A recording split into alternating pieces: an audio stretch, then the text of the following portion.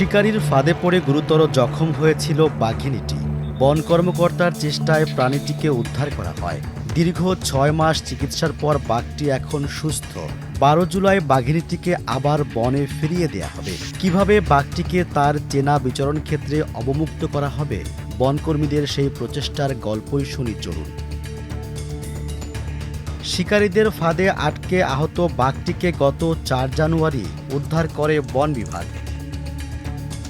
দীর্ঘদিন খুলনার পুনর্বাসন কেন্দ্রের নিবিড় চিকিৎসা ও নিয়মিত পরিচর্যার পর বাঘিনীটি এখন তার হারানো ক্ষিপ্রতা ও গতি ফিরে পেয়েছে।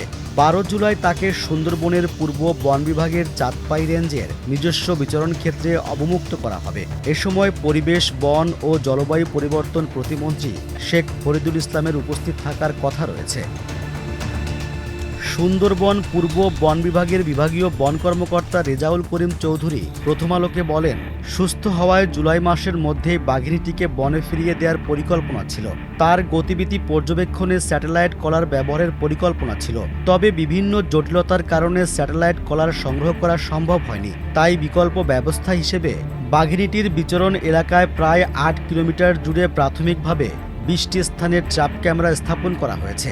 এসব ক্যামেরার মাধ্যমে তার গতিবিধি পর্যবেক্ষণ করা হবে। আধুনিক ক্যামেরা ট্র্যাপ প্রযুক্তির মাধ্যমে বাঘিনীটির আসল পরিচয় ও বিচরণ ক্ষেত্র জানা গেছে। ২০২৪ সালের ক্যামেরা ট্র্যাপিং জরিপের তথ্য এবং বাঘের শরীরের ডোরাকাটা দাগের ডিজিটাল বিশ্লেষণ করে নিশ্চিত হওয়া গেছে বাঘিনীটির সুন্দরবনের পূর্ব অংশের পশুর ইস্ট টাইগার ২৩ হিসেবে নিবন্ধিত। বন্যপ্রাণী বিশেষজ্ঞদের মতে পূর্ণবয়স্ক বাঘের নিজস্ব একটি বিচরণ ক্ষেত্র থাকে। একটি বাঘের বিচরণ এলাকায় অন্য আরেকটি বাঘ আসুক তা সে পছন্দ করে না। অন্য কোনো বাঘের এলাকায় অবমুক্ত করা হলে সংঘর্ষ, খাদ্যের প্রয়োজনীয়তা কিংবা মানুষের বসতিতে চলে আসার ঝুঁকি তৈরি হতে পারে। সুন্দরবনে একটি বাঘের বিচরণ এলাকা সাধারণভাবে ২৫ থেকে ৩০ বর্গ কিলোমিটার হয়। গত ৪ জানুয়ারি সুন্দরবনের সরকির খাল এলাকা থেকে বাঘিনীটিকে উদ্ধার করা হয়। এর অন্তত ৩ থেকে ৪ দিন আগে বাঘটি ফাঁদে আটকা পড়ে বলে ধারণা করা হয়।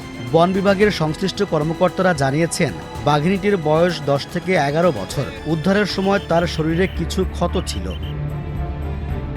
বন্যপ্রাণী সংরক্ষণ সংশ্লিষ্ট ব্যক্তিদের মতে আহত একটি বাঘকে দীর্ঘ চিকিৎসার মাধ্যমে সুস্থ করে আবার তার নিজস্ব প্রাকৃতিক আবাসস্থলে ফিরিয়ে দেওয়ার ঘটনা বাংলাদেশে খুব বেশি নেই।